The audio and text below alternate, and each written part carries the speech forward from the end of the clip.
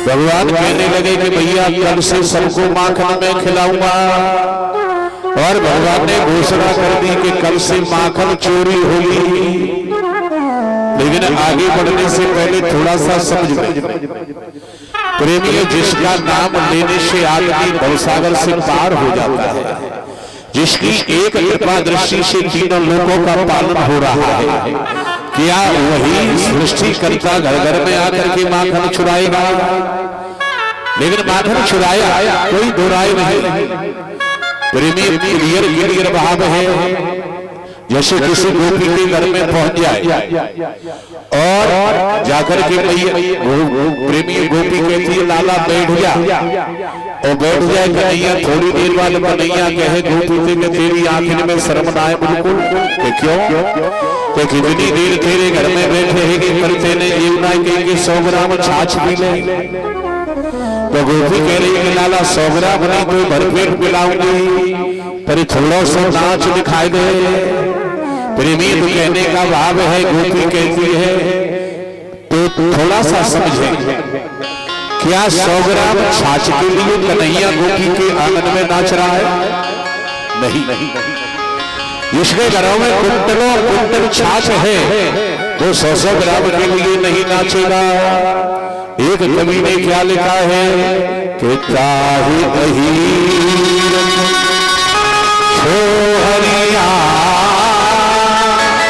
छछिया बड़े छाछ नाचो बचावे ताही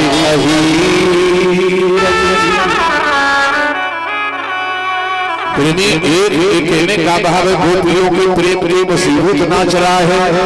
अगर घर में माखन चोरी हो रही होने लगी तो नाम पड़ गया माखन चोर हो। बोलिए माखन चोर भगवान की जय हो।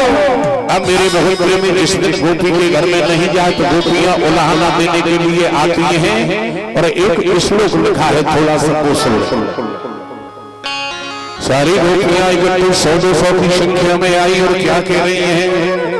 बहुत शाम मुझने कुछ न समय क्रोश संज्ञा कहा सह इसके अंशा जगतः तद में कल्पित इसने योग। सारी गोपियां इकट्ठी होकर के आई और कहने का भाव है, उन्होंने आकर के कहा बत्सा हे मैया यशोदा, तेरा लाला हमारे गाय के बछड़ों को छोड़ देता है। मैया यशोदा ने कहा कि क्या मैं बुराई का है? उसमें बुराई क्या है? छोड़ देता है। अरे तुम्हारी कुछ न कुछ सहायता तो करे। गोपियां बोली कुछ तो समय, कहने का भाव है हमारे दूध निकालने का टाइम होता है, उससे पहले ही बछड़ों को छोड़ देता है और पूरी गाय का दूध पिला करके फिर उसी जगह बांध देता है। और जब हम अपने टाइम पर गाय का दूध निकालने के लिए जाते हैं, दूध पहले ही बछड़ा पी गया तो हम तो कहूं पड़ी है, हमारा दूध निकालने का बर्तन कहीं पड़ा है और गाय लात लेकर के भाग गई। मैया यशोदा ने की क्यों छोड़ा? तू ऐसो करे। तो मैया ने कही कि बहन ऐसा करो कि जाए थोड़ी सी आंख दिखाए करो, थोड़ी सी आंख से जाए डांट कम करो। एक गोपी बोली कि मैया सुन, एक दिन तेरा छोरा मेरे घर में गए सवेरे ही सवेरे, तो मैंने कहा करो कि एक थाली में बहुत सा माखन और मिश्री धर के और जाके आगे थाली रख दी, और मैंने हाथ जोड़ के कही कि बेटा जाए खा ले कन्हैया, और अगर तू भूखो रह जाए तो और मुफ्त ले लिए। तो भैया तेरा छोरा कचूर तो ना बोलो, लेकिन एक तपाक से बोलो ए गोपी, कहने का वो भी ना समझ ले। तो कह रही है कि जाए खा ले और नहीं पेट भरे तो और मांग लिए। मेरे घर में 9 लाख गैया है, मेरे बाबा के यहाँ कुंटल मांग रखा है, तू क्या मुझे भिखमंगा समझ रही है?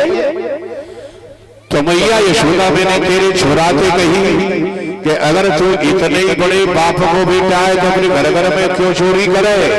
तो मैया तेरे छोरा ने कहा कही कि गोपी बस जाइए मत पूछे क्यों कि चोरी के माल को स्वाद कछु अलग ही हो गए। गोपी ने कह रहे भगवान कन्हैया कि चोरी के माल में स्वाद कछु अलग ही आवे।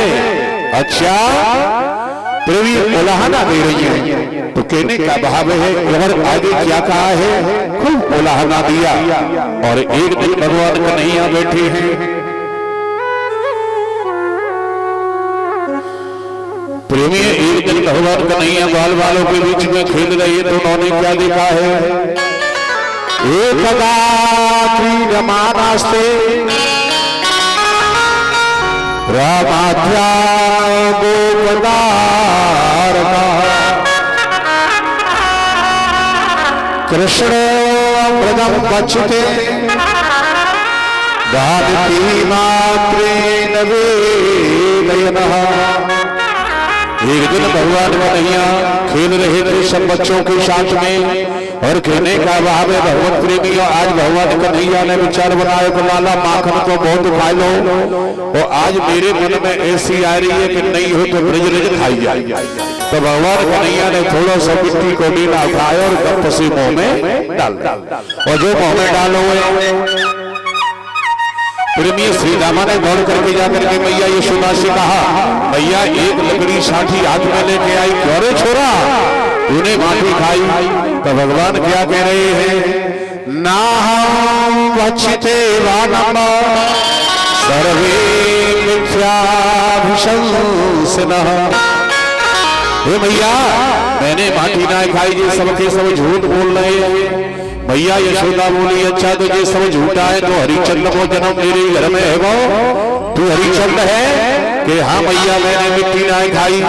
और भैया अगर मैंने मिट्टी खाई है तो विश्वास ना है रो तो मैया तू मेरे मुंह में देख ले। मैया बोली कि लाला जाए सही कह रहे ने मुंह दिखाइयो।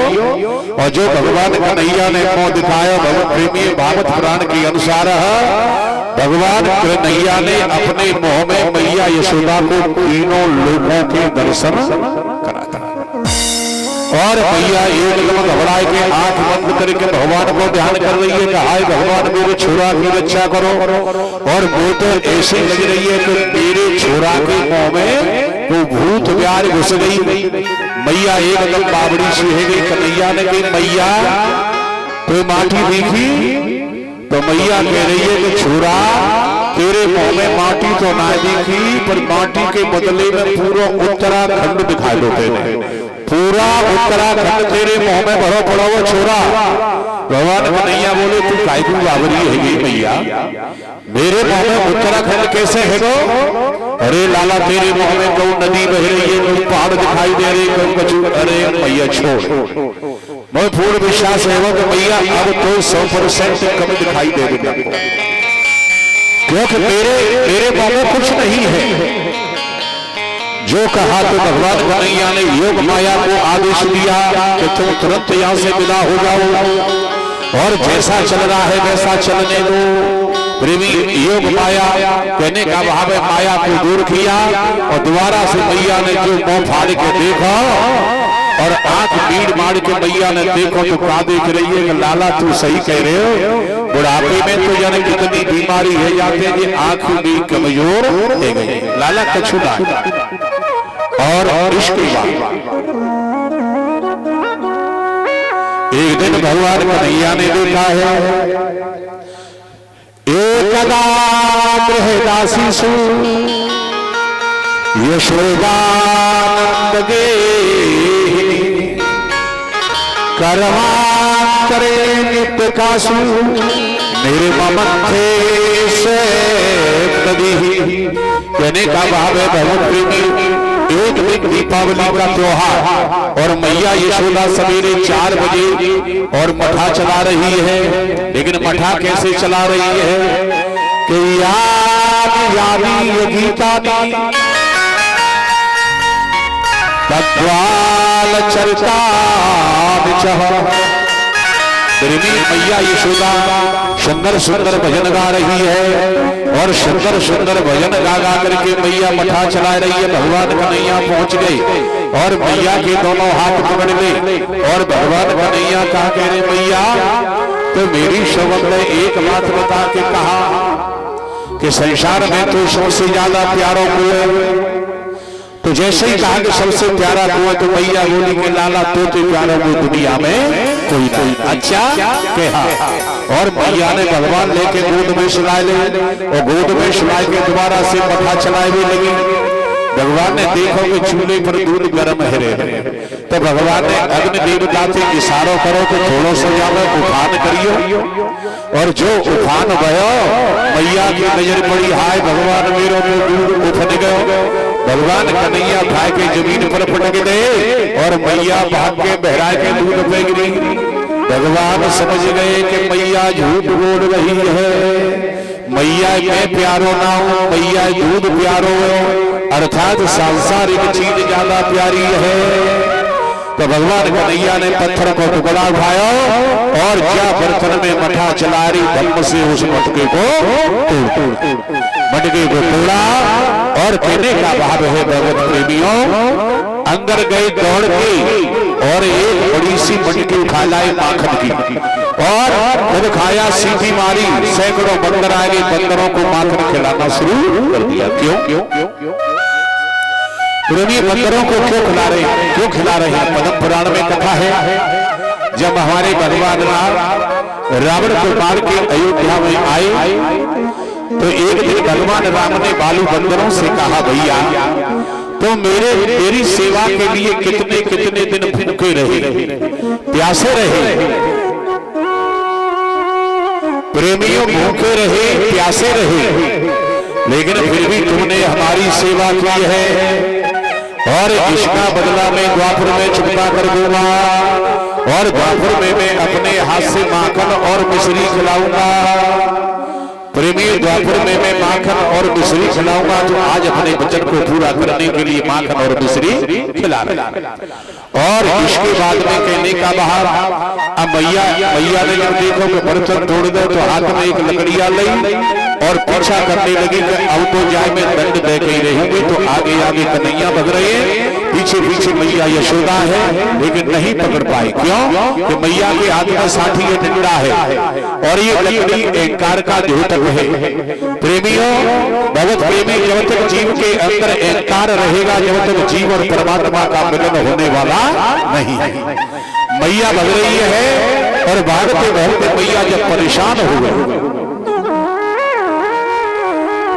और मेरे भगवत प्रेमी मैया परेशान है, पसीना निकलने लगा, बेड़ू खुल गई, बाल खुल गए, मैया ने लकड़ी फेंक दी तो भगवान कन्हैया अपने आप ही लौट के आएंगे कि मैया काय को बाबरी है क्यों भग रही है, चल गए प्रेमी लेकर के आई। मैया ने गुस्सा में आए कि भगवान को ऊखल से बांधने की कोशिश करी, रस्सी लाई, दो अंगुल छोटी पड़ गई, दूसरी रस्सी को जोड़ा, फिर गांठ लगाई, पेट पर दो अंगुल छोटी। कहने का बाद सारे घर की रस्सी समाप्त हो गई लेकिन कन्हैया नहीं बने, पसीना मैया का निकलने लगा, टपकने लगा, अर्थात अहंकार दूर होने लगा। और दो अंगुल का मतलब है अहंकार और ममता। जब तक आज मैया को ये अहंकार है कि मैं बांध के रहूंगी, दूसरा भाव मैया के अंदर उमड़ रहा है ममता कि ये बालक मुझे बालना नहीं चाहिए, दोनों भाव है। इस वजह से दो अंगुल छोटी पड़ रही है। और आज भगवत प्रेमी मैया ने फिर भगवान ने देखा तो आज भगवान एक ही रस्सी में बंध गए और मैया ने लेकर ऊखल से बांध दिया। मैया किसी काम से चली गई। भगवान ने विचार बनाया कि नंद बाबा के आंगन में दो वृक्ष खड़े हैं और इनका भी मुझे उद्धार करना है। बोलो गोविंद भगवान की मेरा कहने का भाव है भगवत प्रेम जो है वे तो है पर एक आदमी थोड़ा सा भैया घर वाले व्यवस्था संभाले तो समझ, लेकिन जब घरवाई आगे बैठ के बात करें तो क्या हो भाई, थोड़े से शांति में फेंटा का बहे जी तो बड़ी। और देखो मेरी बड़ी बड़ी प्रार्थना है ये मेरे दादा की नाए काऊ बड़े बूढ़े हैं, काऊ फल भेटा की जरूरत हो तो जाते ले जाइए भैया, कोई जितने हम कहा करेंगे। कहने का भाव है जो हमारे बड़े बूढ़े हों इच्छा है सब ले जाओ भैया, सब पगड़ी धरी है, आनंद पे बांधो। बोलो गोविंद भगवान की जय, बोलो वृंदावन बिहारी लाल की जय। आइए 1 मिनट भगवान का कीर्तन बोले भाई, थोड़ी सी शांति लाओ। और जब बजे तेरे देखो अर्घ विराजमान कर लो, चलो कथइये चलो तो क्या करें।